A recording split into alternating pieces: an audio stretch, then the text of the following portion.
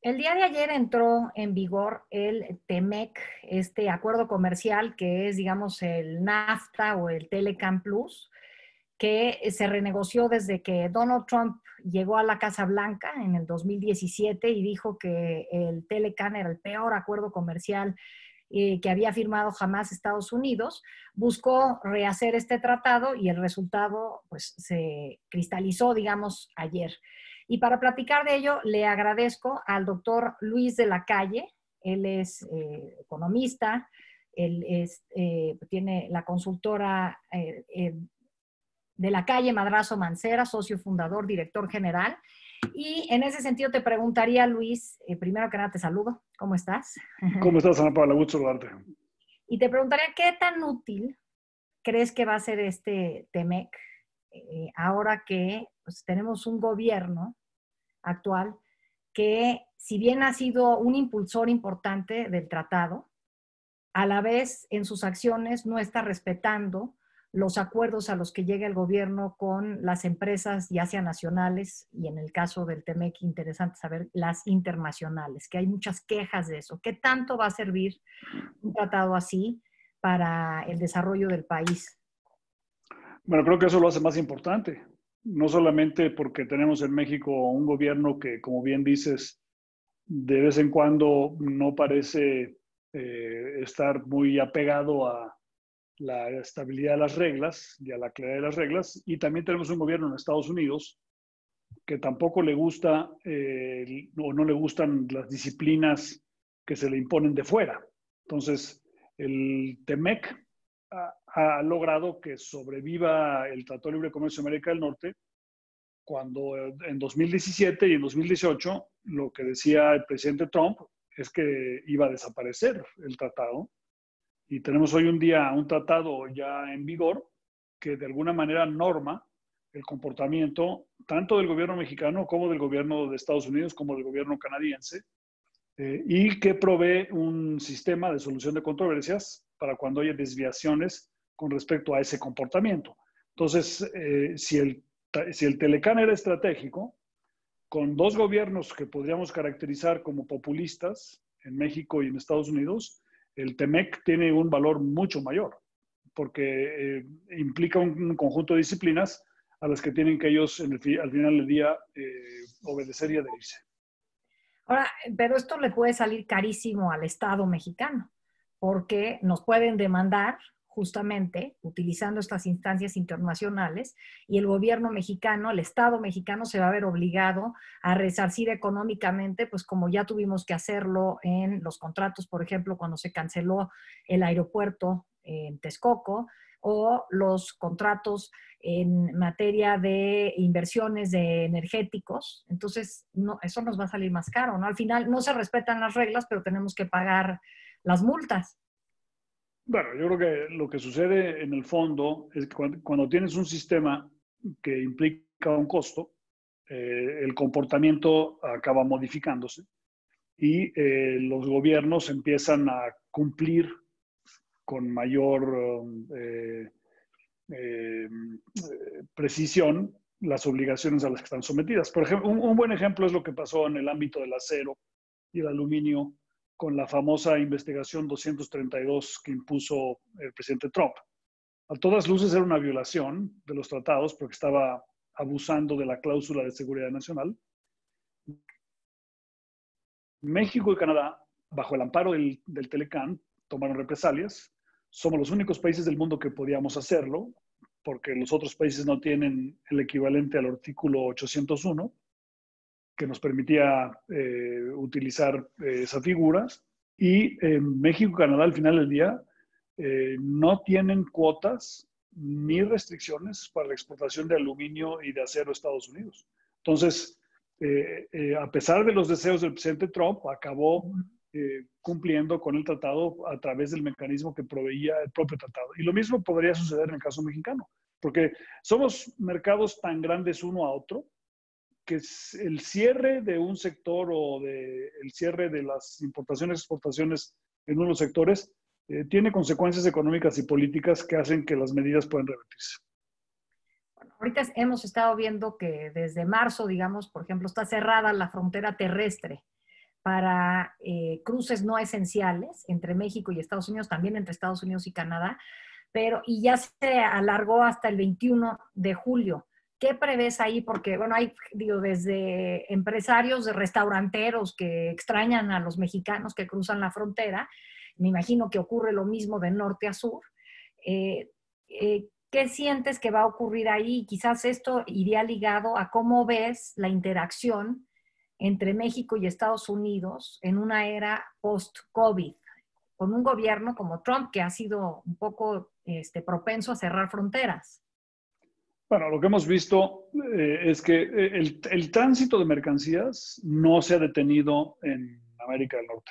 O sea, las restricciones son para el tránsito de personas, es decir, un cliente de un restaurante no puede cruzar la frontera para ir a desayunar a San Diego o a cenar a Tijuana. Pero el autotransporte de carga, los ferrocarriles, los barcos, los aviones de carga siguen fluyendo entre México, Estados Unidos y Canadá. Lo que pasa es que fluyen en menor volumen porque las economías están o estaban cerradas y por la crisis económica. Pero no es que hubiera una restricción. O sea, tú podías mandar un camión con cargamento de importación y exportación y hubiera cruzado la frontera. Entonces, aquí la clave es que México y Estados Unidos y Canadá tienen un nivel de integración que es mucho más profundo de lo que la gente piensa. Y por lo tanto, en una situación como la del COVID, no puedes tú tener definición de sectores esenciales que sean muy distintos entre los tres países. Y creo que los gobiernos se equivocaron al principio de la pandemia al no ponerse de acuerdo sobre la definición de los sectores esenciales, porque eso causó disrupciones en las cadenas de producción y estamos tan integrados que tú no puedes producir automóviles en Estados Unidos sin partes que vengan de México o de Canadá y viceversa. Nosotros tampoco podemos producir si no tenemos los componentes que vengan de Estados Unidos.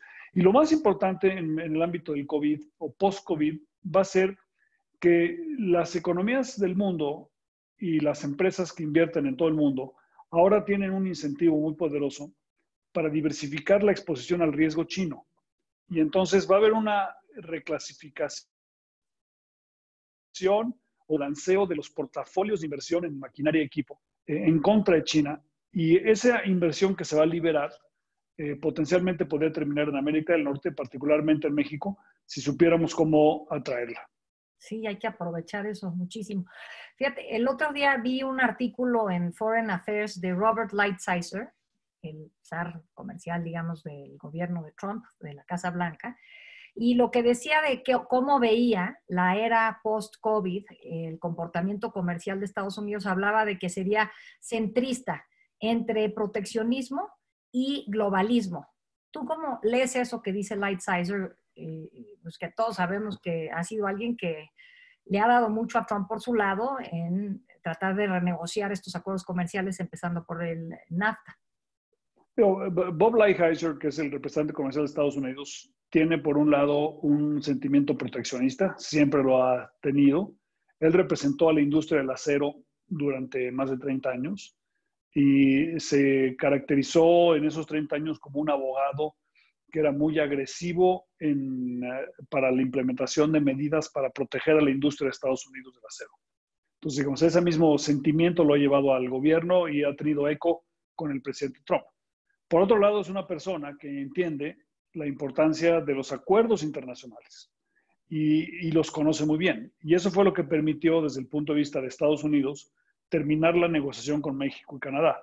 Si Donald Trump hubiera nombrado a una persona que no hubiera conocido de la importancia de los acuerdos internacionales, creo que la negociación no hubiera tenido éxito y hubiera explotado en varias ocasiones y probablemente hubiera sido dinamitada por el propio gobierno de Estados Unidos. Entonces, digamos, tuvimos la relativa suerte de poder negociar con alguien que le da importancia a los tratados y que va a tratar de respetar lo que él negoció.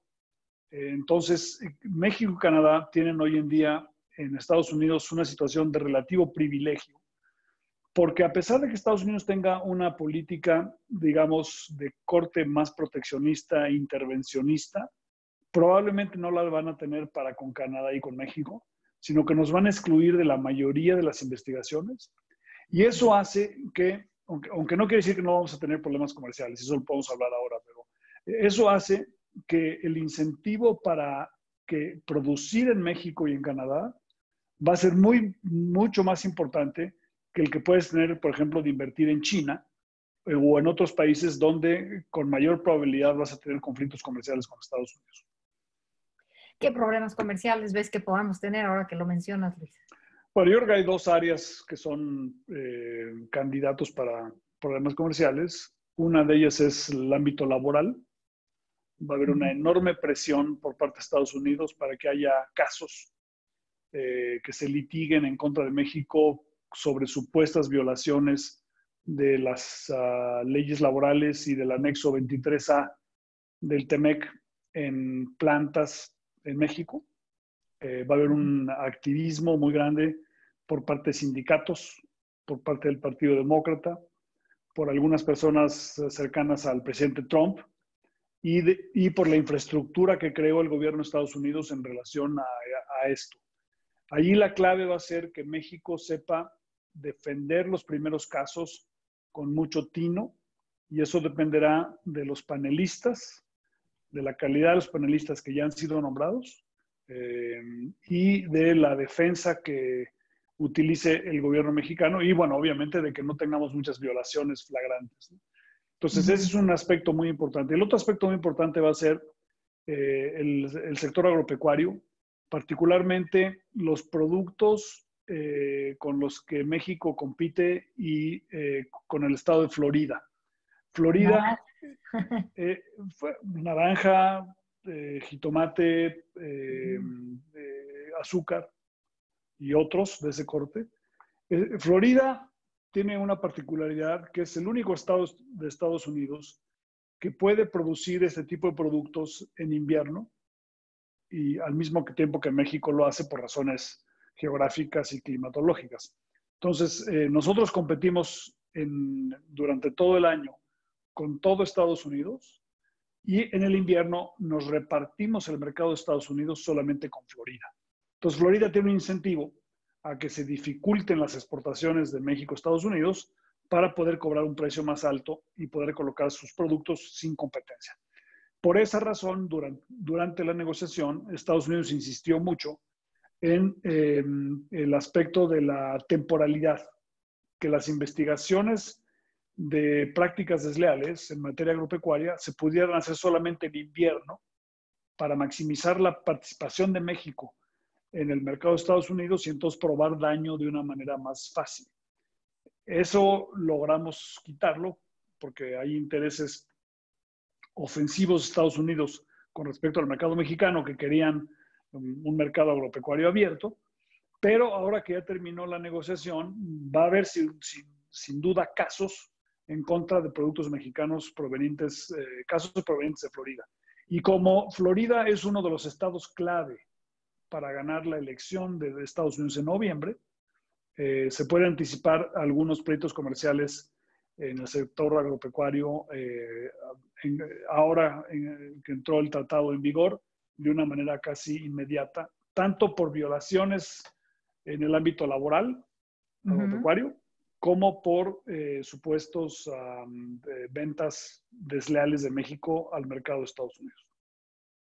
Oye, ¿y qué oportunidades ves para México? Ya decías la parte de China, el hecho de que los estadounidenses, los canadienses quizás y otros países puedan sentirse intranquilos o escépticos de comerciar con China y puedan preferir hacerlo mejor con Norteamérica y ahí México entraría en esa ecuación.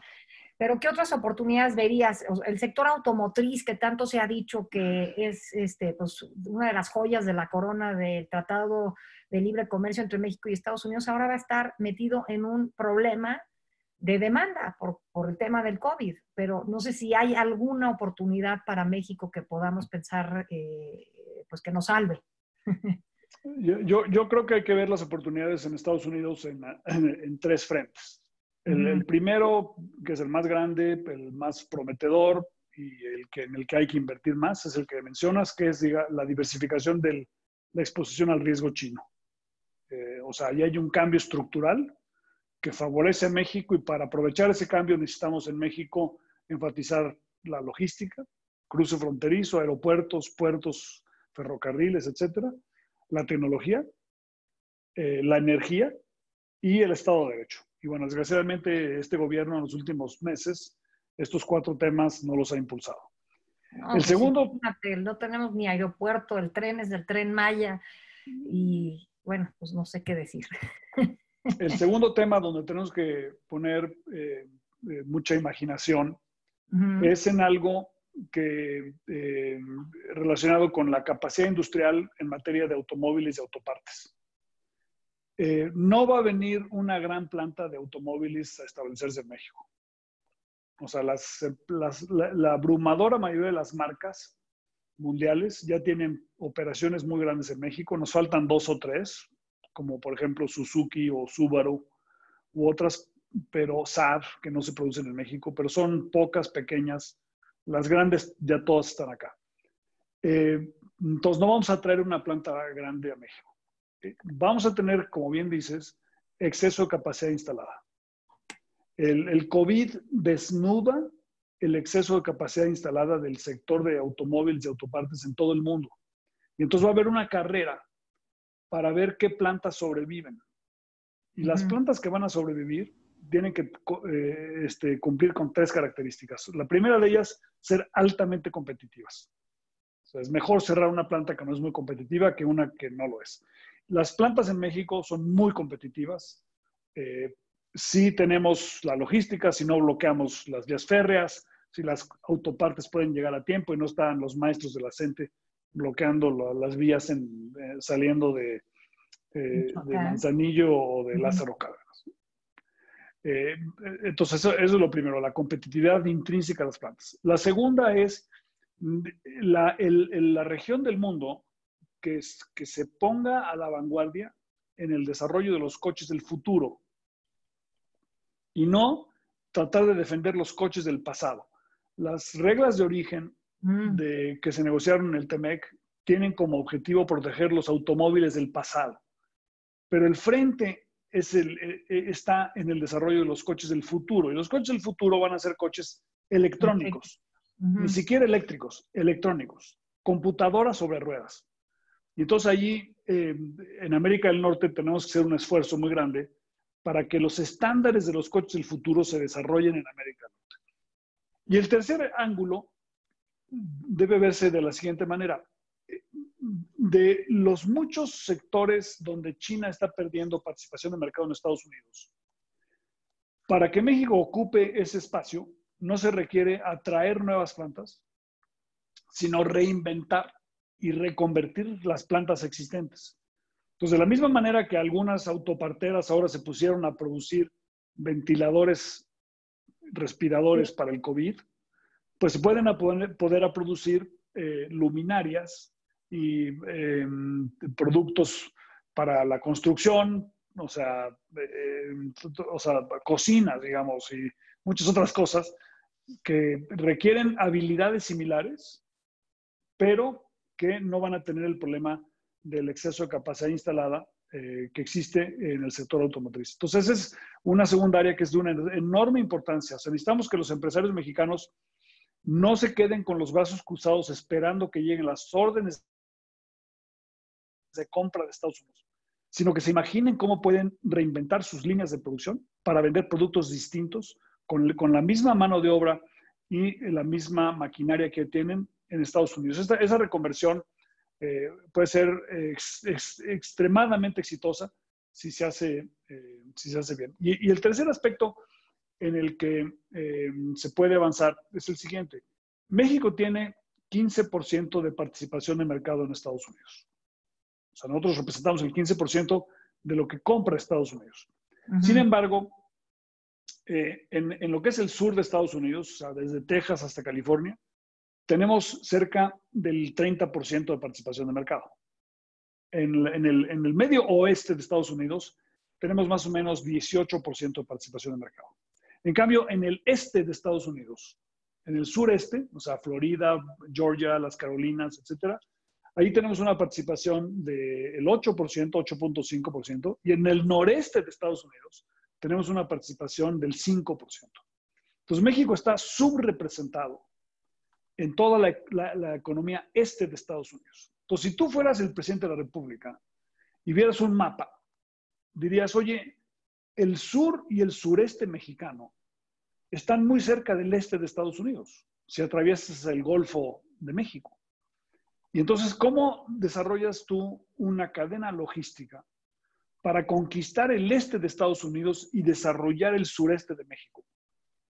A través de la conexión entre Coatzacoalcos y Mobile, Alabama, y Progreso y San Petersburgo, Tampa, para poner a Chiapas a 72 horas desde la ciudad de Nueva York. Entonces, digamos, ese es el gran programa de desarrollo de México, que es la conquista del mercado del este de Estados Unidos y el desarrollo del sur de México a través de una mayor integración en el contexto del TEMEC. El centro y norte del país se desarrollaron en los últimos 30 años en virtud del TLC, y ahora podemos tener un fenómeno similar para el sur de México si supiéramos cómo aprovecharlo. Esa es, digamos, la gran pregunta de las grandes oportunidades al principio en el sector de la agroindustria y agropecuario, posteriormente en el sector de servicios y finalmente quizá en algunos sectores también de manufactura a través de la conexión por el Golfo de México. Luis, siempre es buenísimo platicar contigo porque a un escenario pesimista tú le das la vuelta y ves la posibilidad de que las cosas puedan cambiar. Muchísimas gracias por platicar con nosotros. Pues fue por la pregunta que me hiciste de qué oportunidades había. Encantado de hacerlo, Ana. Hay que, o sea, un instrumento como el TEMEC solamente debe verlo México como una oportunidad, pero es muy importante que manejemos muy bien las disputas. Si perdemos los 3 o 4 primeros casos en el ámbito laboral o en el ámbito de disputas comerciales, vamos a tener una avalancha de casos que van a impedir la integración en América del Norte, y por eso es tan importante que el sistema de solución de controversias funcione y que México sepa defenderse con sus mejores abogados, sus mejores argumentos en estos casos que van a ser potencialmente históricos. Sí, si no te agarran la medida. Te agarran la medida y se acabó. O sea, la gente no va a ver la ventaja de que México tiene un trato distinto al que tendrá China, porque México al final del día pierde los casos en los paneles. Buenísimo, Luis. Muchísimas gracias.